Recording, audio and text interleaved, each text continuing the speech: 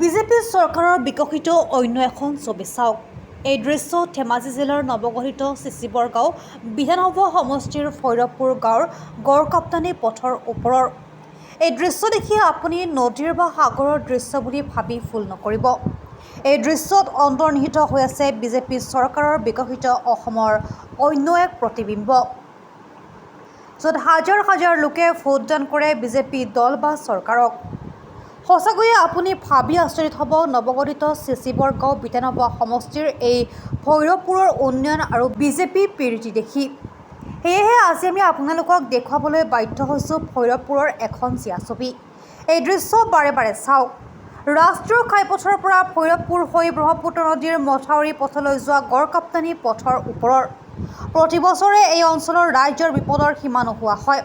আনকি এই গড়কাপ্তানি পথেৰে দৈনিক 15ৰ পৰা 20খন গাঁৱৰ মুক্তিয়া পঞ্চায়ত আৰু নামনি চিলাহুটি পঞ্চায়তৰ প্ৰায় 5,000ৰ পৰা 10,000 লোক অহা যোৱা কৰে, য'ত প্ৰায় 1,000ৰ পৰা 1,500 স্কুল আৰু কলেজীয়া ছাত্ৰ-ছাত্ৰীও আছে।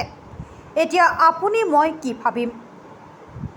বিকশিত অসম নে বিকশিত চিচিবৰগাঁও বিধানসভা সমষ্টিৰ কথা, যি মুক্তিয়া পঞ্চায়ত আৰু নামনি চিলাহুটি পঞ্চায়তৰ 99% লোকেই আজিৰ তাৰিখত বিজেপিক সমৰ্থন কৰে। এই দুয়োখন পঞ্চায়তৰ উন্নয়ন আজি স্বাধীনতাৰ 78 বছৰ অতিক্ৰম কৰাৰ পিছতো এই ভয়াৱহতা আৰু দুৰ্যোগময়।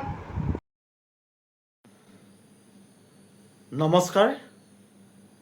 বিকশিত অসমৰ অন্য এখন ছায়াছবি যদি আপোনালোকে চাব খোজে, তেতিয়াহ'লে আমাৰ নৱগঠিত চিচিবৰগাঁও সমষ্টি ভৈৰৱপুৰ, মুক্তিয়া, নামনি চিলাচুটি এই অঞ্চলবোৰলৈ আহিব লাগিব, য'ত 99% মানুহে বিকশিত অসমৰ কথা কোৱা এই বিজেপি চৰকাৰখনক সমৰ্থন কৰে।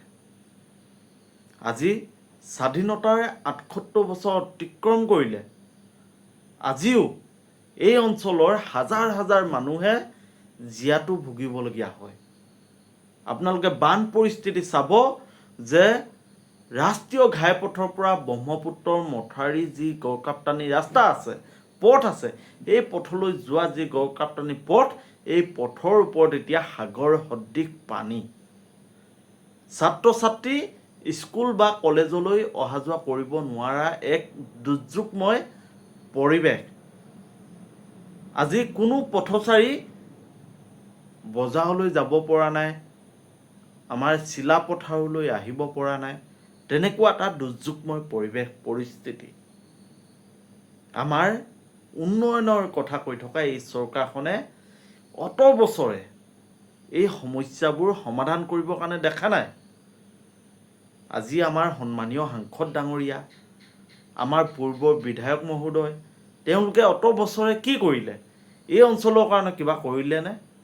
তাৰপিছতো আমি অতি দুখেৰে কওঁ যে মুক্তিয়া পঞ্চায়তৰ ৰাইজ, নামনি চিলাচুটিৰ ৰাইজ, আপোনালোকে এবাৰ ভাবক, এই যে দুৰ্যোগময় পৰিৱেশ পৰিস্থিতি আপোনালোকলৈ বাৰম্বাৰ আহি থাকে, কিয় আহে? আপোনালোকে সঠিক সময়ত সঠিক সিদ্ধান্ত ল'ব নজনাৰ বাবে আজি প্ৰতি বছৰে এই দুৰ্যোগৰ সন্মুখীন হ'বলগীয়া হয়। আমি কিমান চৰকাৰক দাবী আহ্বান জনাম যে আমাক উন্নয়ন লাগে, সমস্যা সমাধান লাগে, বান গৰাখহনীয়া সমস্যাৰ প্ৰতিৰোধ লাগে, কিন্তু চৰকাৰ কিংবা আমাৰ এই জনপ্ৰতিনিধিসকলে আমাৰ কথাবোৰ শুনিছেনে?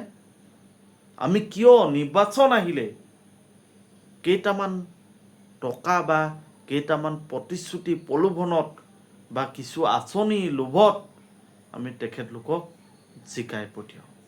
কথাবোৰ ভাবক, বিশ্লেষণ কৰক।